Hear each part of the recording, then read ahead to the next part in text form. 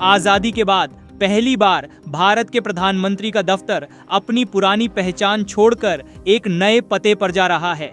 यह सिर्फ एक ऑफिस शिफ्ट नहीं है, बल्कि सत्ता, सोच और सिस्टम तीनों के बदलने की कहानी है।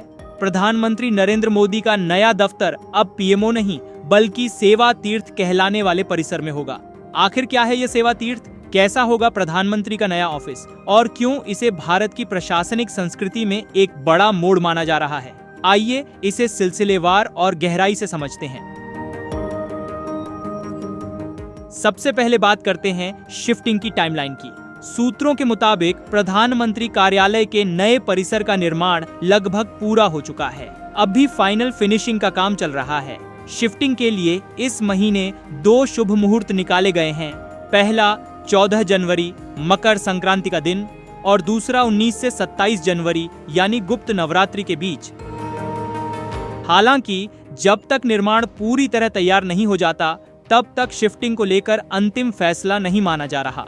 अब आते हैं सेवा तीर्थ के इंफ्रास्ट्रक्चर पर। रिपोर्ट के मुताबिक करीब 189 करोड़ की लागत से बना यह परिसर 26,203 वर्ग फुट क्षेत्र में फैला है। इसका निर्माण देश की जानी मानी company Larsen and Toubro LNT ने किया है, जिसे साल 2022 में इसका कॉन्ट्रैक्ट मिला था।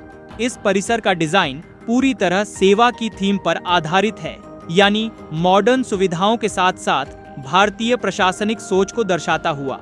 सेवा तीर्थ को 3 हिस्सों में बांटा गया है। सेवा तीर्थ 1 से प्रधानमंत्री कार्यालय यानी पीएमओ काम करेगा। सेवा तीर्थ 2 में कैबिनेट सचिवालय होगा, जो सितंबर 2025 से पहले ही यहां शिफ्ट हो चुका है। और सेवा तीर्थ 3 में राष्ट्रीय सुरक्षा सलाहकार NSA और राष्ट्रीय सुरक्षा परिषद सचिवालय का दफ्तर होगा।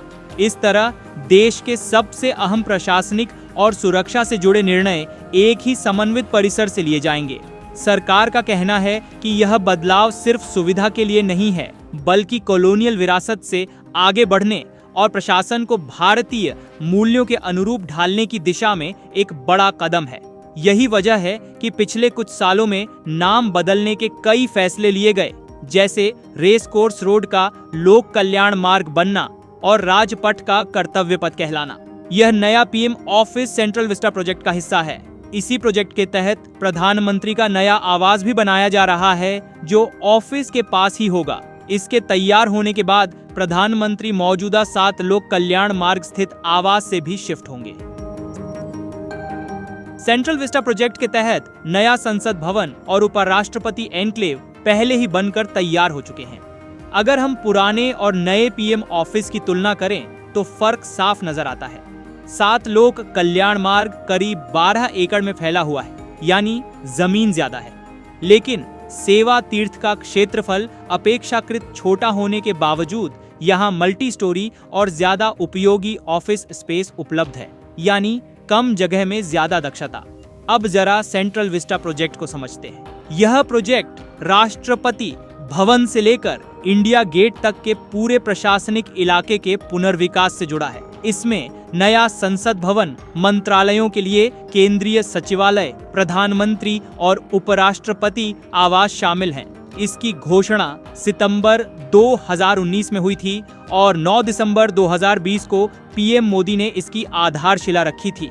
और बदलाव सिर्फ प्रधानमंत्री तक सीमित नहीं है। केंद्रीय गृह मंत्रालय भी जल्द ही रायसीना हिल्स स्थित नॉर्थ ब्लॉक से शिफ्ट होकर जनपथ में बने common central secretariat CCS building में जाएगा। इसकी प्रक्रिया शुरू हो चुकी है। कुल मिलाकर सेवा तीर्थ सिर्फ एक नया पता नहीं है, यह उस सोच का प्रतीक है जिसमें प्रशासन को ज्यादा संगठित, आधुनिक और भारतीय दृष्टिकोण के साथ आगे बढ़ाया जा रहा है। आने वाले समय में यह देखना दिलचस्प होगा कि यह नया ढांचा देश के शासन को कितना प्रभावी बनाता है।